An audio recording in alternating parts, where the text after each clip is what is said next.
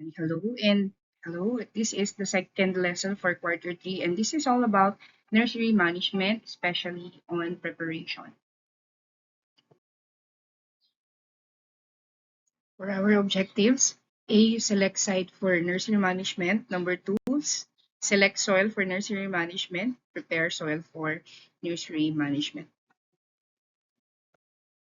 Kung tayo po ay nagbabalak na magpatayo ng nursery, meron tayong mga i-consider para po maging mas efficient or magiging effective yung pagkakaroon natin ng isang nursery. Kasi pag maganda po yung location natin, of course, yung magiging product natin or magiging plants natin would be mas maganda. Ngayon, ano ba yung mga hinahanap natin kung tayo ay magpapatayo ng isang nursery? So the first one is you have to consider na yung site or yung lugar na pagtatayuan mo ng yung nursery ay well-drained and free from waterlogging. So nabanggit ko po before that since we are taking care of baby plants, hindi pa nila natotolerate yung masyadong madaming water kasi they are prone to yung naaglungsod. So, kailangan na hindi nag stay doon ang tubig and that kung uulan man is matutuyo siya agad. And another thing is that there should be proper sunlight. Kasi syempre, of course, there would be time na uulan, di ba?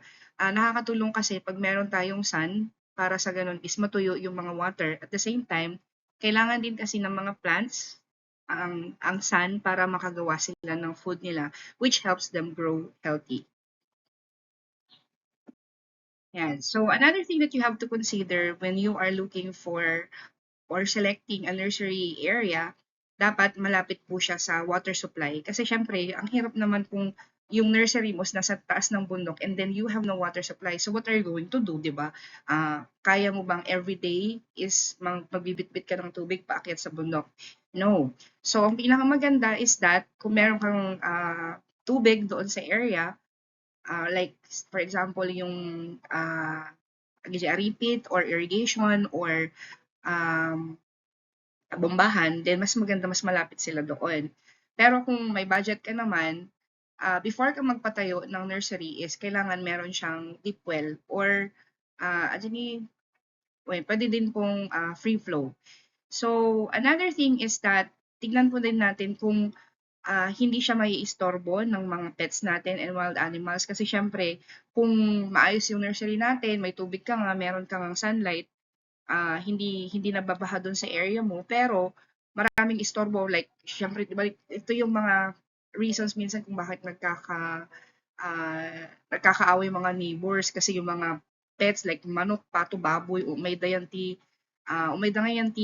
area, ti pag doon sa area na pinagtataniman mo tapos sinisira nila doon. So, you have to make sure na hindi yan na-access ng mga pets and wild animals. But if that's the case, pwede naman nating lagyan ng bakod para hindi po maistorbo yung mga plants natin. Now, let's proceed to the soil quality. Ano nga ba yung dapat yung characteristic ng soil sa isang nursery or kahit nasaan po na taniman natin in order to have a successful nursery at the same time magiging healthy yung mga plants natin. Okay, so for most vegetables, kung vegetables yung naiisip natin na alagaan sa nursery natin, pinaka maganda kung yung soil natin is very fertile at healthy. So how would we consider na ang isang lupa ay fertile and healthy? Syempre, yan po ay nahaluan natin ng mga compost or for example, yung mga vermicast natin, yung mga natuyo na ng mga tae or mga leaves. Tapos inalo natin sa soil. So, as much as possible, yung mga fertilizer na ginagamit natin doon sa lupa natin is organic kasi mas nagiging healthy yung lupa natin. And another thing, aside from it being healthy, dapat loose yung soil natin. So, it should be loam to sandy loam. Or yan, loose and friable and rich in organic materials and well-drained. So, lagi nyo isipin, dapat rich in organic material, loose and friable, and well-drained. So, meron po tayong mga dinadagdag dyan para po ma-achieve natin yung mga yan. So, kanina nabanggit natin, Ano nga ba yung friable? So, ang ibig lang sabihin lang po ng friable is that it is easily crumbled or reduced to powder. Hanggang nga nabingkol. Di ba sino nabingkol ko nagrigat mo nga nga nga burakin. Ito kasi yung itatouch mo lang, maburakin. So, kailangan kasi ganito yung characteristic ng lupa natin para mas madali makapasok ang water. At the same time, pwede, mas madali din po makapasok ang oxygen doon sa roots. And madali din po makapasok yung mga nutrients na kailangan niya. And from our first lesson, we have learned na yung pinaka-common na soil media natin is dapat meron siyang garden soil na one part, another one part of carbonized rice hull, and decomposed sawdust or rice hull na one part din. So lahat ito, meron po siyang role kung bakit natin kailangang lagyan ng ganyan. So, i-generalize natin yung soil media natin, ganito yung translation niya. So, yung garden soil natin is clay. Yung carbonized rice hull natin is considered as sand, kung wala tayong sand. And then, yung decomposed sawdust natin or rice hull, or pwede din po yung mga composed materials natin, is considered as the organic material. So, syempre, yung organic material natin, dyan po nanggagaling yung mga nutrients natin.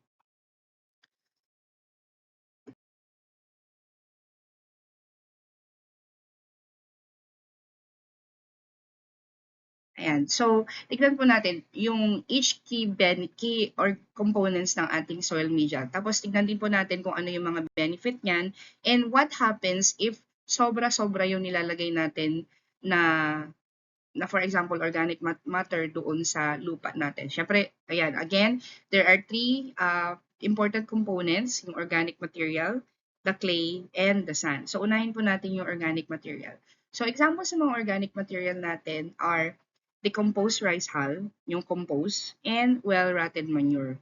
Okay, hindi po tayo gagamit ng very fresh na tae kasi minsan nakakasunog yon sa mga plants natin. So what is the benefit of putting organic material doon sa soil natin? So it improves soil structure. So in terms of soil structure, ito yung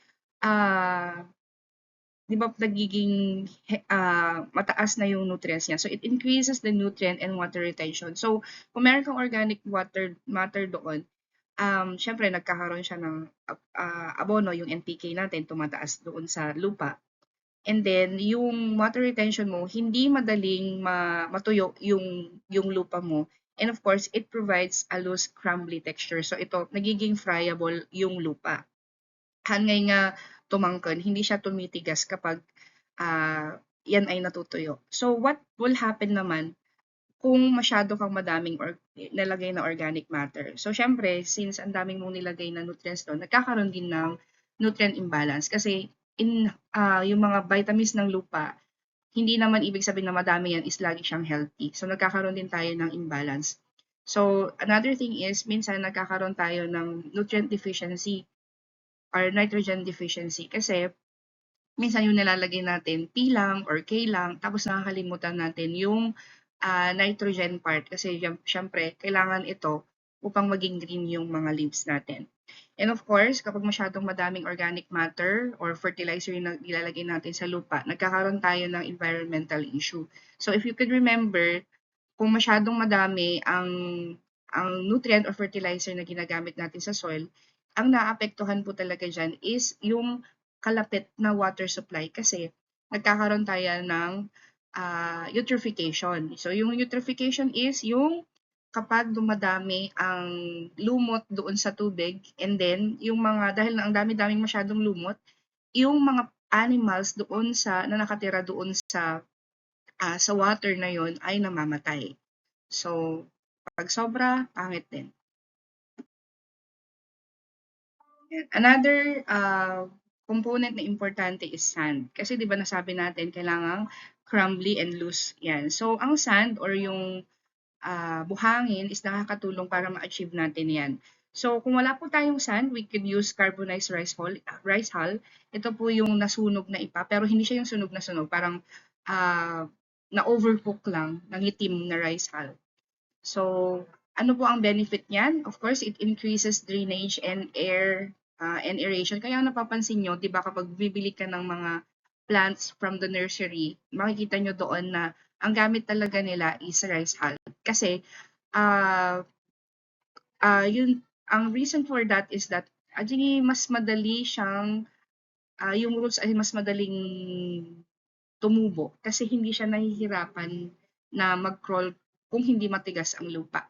Pero kung masyadong madami naman tayong nilalagay na sand and or carbonized rice hull, there is less water retention. Napapansin nyo, kung masyadong madaming sand yung paso natin or yung nilagyan na yung pinagtaniman natin, masyadong magaan, di ba?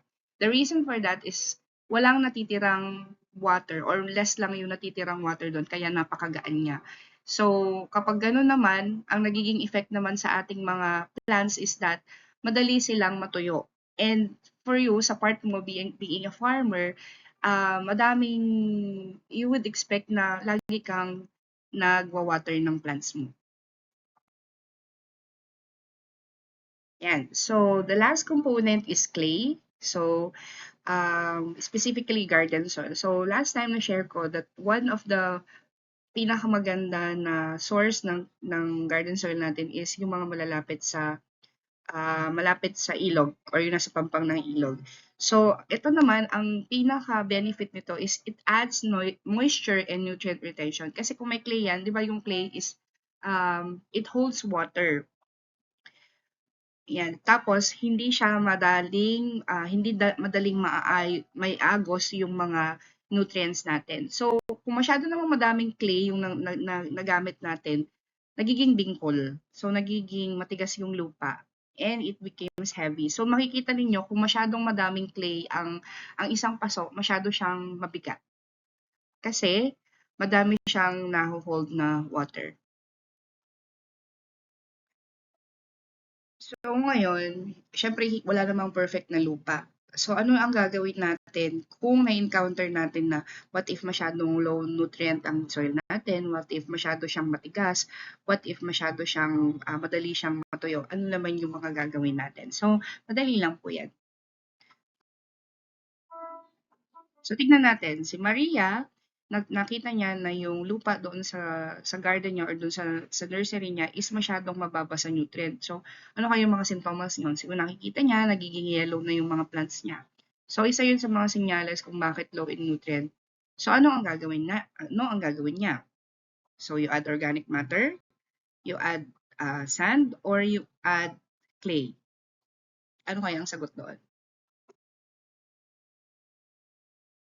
Okay, since you are low in nutrients, ang pinakakailangan nating iayos doon or ilagay doon sa soil is that we have to add organic matter.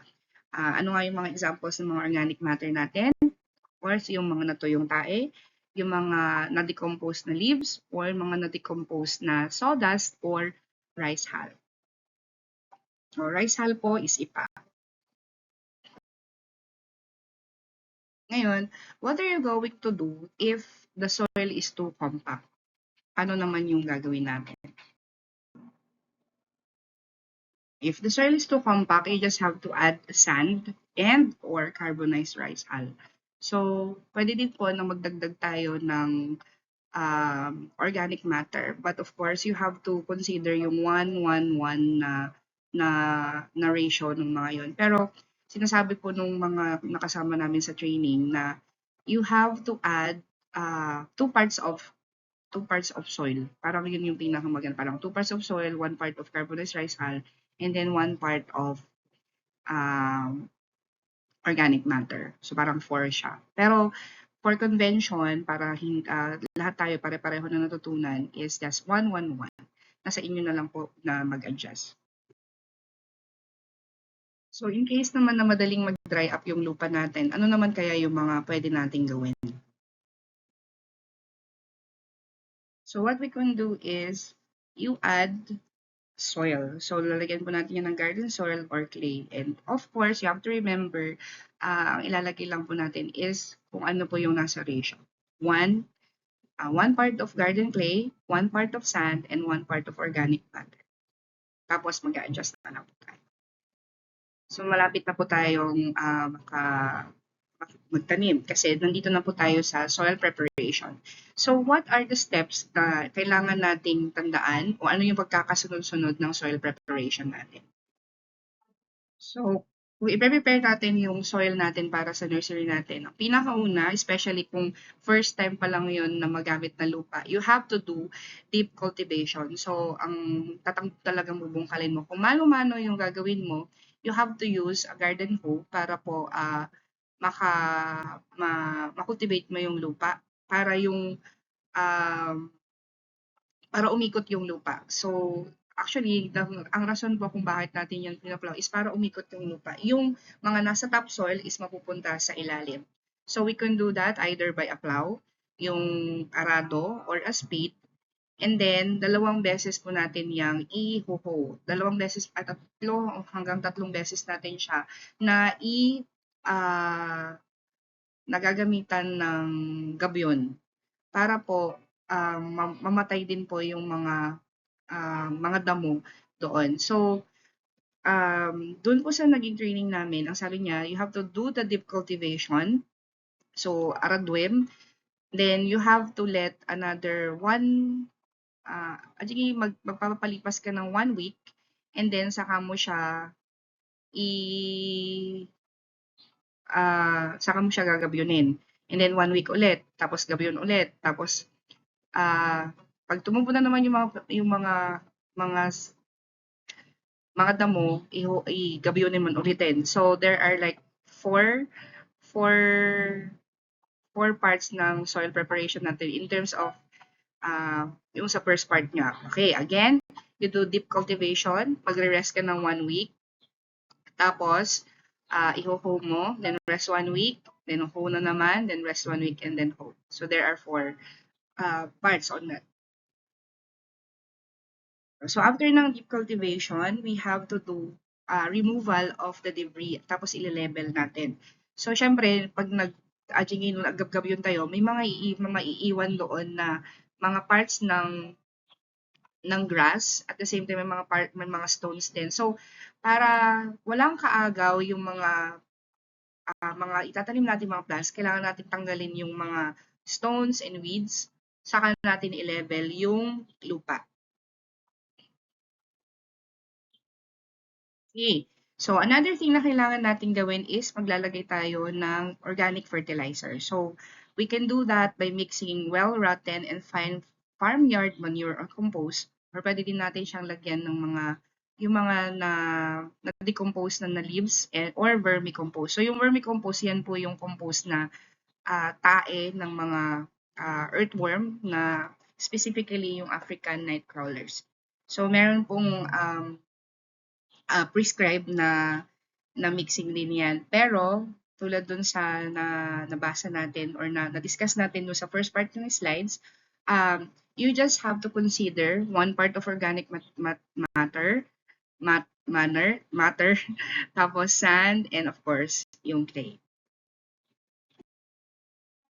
Okay, so the last part is you have to do soil treatment. Bakit kailangan ng soil treatment? Kasi hindi natin po kasi maikakaila na bakit kailangan ng soil treatment? Ang pinaka-reason kung bakit po natin kailangan ng soil treatment is that para patayin po yung mga naging sakit na mga naunang mga na-plant doon sa lupa. So, paano to na ginagawa? So, most po ng mga sakit is caused by viruses or bacteria na pwedeng patayin through heat. So, para mas maging healthy po yung mga seedlings natin, kailangan matanggal natin yung mga pathogens and pests na nandoon po sa lupa. Kasi kung hindi po natin yan mamamanage, baby pa lang sila, patay na sila. So, sayang naman po yung investment natin. So parang ito, you are going to do or apply antibiotic. Pero since we are into organic, hindi po natin gagawin yung pag-apply ng antibiotic or any pesticide or chemicals. So what we're going to do is heating. Heat, as in gagamit po tayo ng init. Okay, so the last part is, let us find out kung paano natin i-treat yung mga soil natin. Paano natin papatayin yung mga pathogens and pests. So, para po magawa natin yan, again, nasabi ko kanina, you have to do heat treatment method. So, we do oven baking, ini-steam natin. And then, if we are going to expose yung soil natin to heat through oven baking or steaming, dapat yung soil natin maka-reach siya ng 60 to 30 degrees Celsius. Ito siguro yung medyo pangkape, medyo mas mabaaw na pangkape na init. And ang exposure time natin dapat is 30 minutes. Okay, so paano po natin papainitan yung mga soil natin? So the first one is oven method. Lalong-lalo na, ang oven method, this is applicable kung maliliit lang po yung batches ng soil na kailangan natin gamitin. Kasi gagamit tayo ng oven, di ba na? Imagine yung iluluto natin sa oven yung soil natin. So this was recommended kung ilalagay natin sa mga seed tray yung soil na ihihit natin. Okay, so another thing is yung steam method. Ito naman yung steam method kasi lang agluto ti bibingka or agluto ti puto. So ito, applicable naman siya kung medyo mas malaki yung soil na kailangan mong i-heat treatment.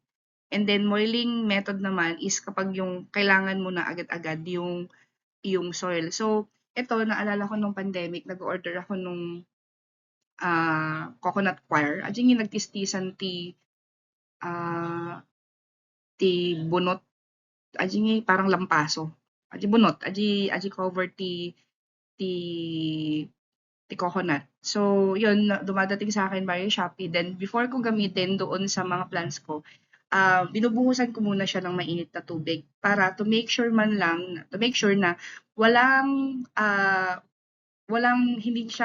hindi na niya madadala yung mga peste from where it was sourced. Kasi minsan, yung mga, may mga places na talaga na parang doon na nakatira yung mga peste, and then pag lumipat sila sa ibang place, nagiging cause siya para magkasakit yung mga plants. Okay, so yung nauna kanina, yung soil treatment natin, oven method para po sa small batches. Pag medyo mas malaki naman, we do steam method. And then kapag kailangan natin agad is we do boiling water method. Ngayon, one thing that I wanted to introduce dito sa garden natin is the open burning method. Kasi nakita ko minsan, ang daming aplat. So what we can do para yung mga susunod na itatanim natin is nga kaaplatin is that sunugin natin ah, yung yung garden natin para kung ano man yung naiwan doon na bacteria or virus is hindi na siya malilipat doon sa mga susunod na tanim natin. Kaya kung tayo po ay magdadala ng mga plants from other places, make sure na wala po yung sakit. Kaya nga yung government natin, pag ikaw ay sasakay sa barko or sasakay sa eroplano tapos may mga dala kang mga buto or plants, hindi nila yan pinapayagan na mai-transform, hindi nila pinapayagan na isakay mo sa airplane or sa barko or sa sasakyan unless meron kang permit from the plant Bureau of Plant and Industries para to make sure na hindi maililipat yung mga sakit kunyari from Luzon, hindi mapupunta sa Visayas or sa Mindanao or vice versa.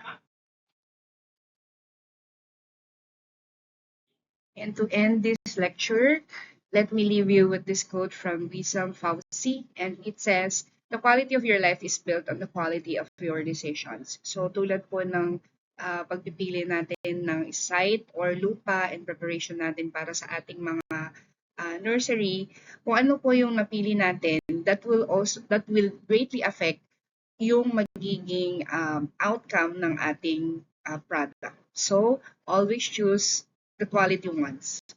Thank you.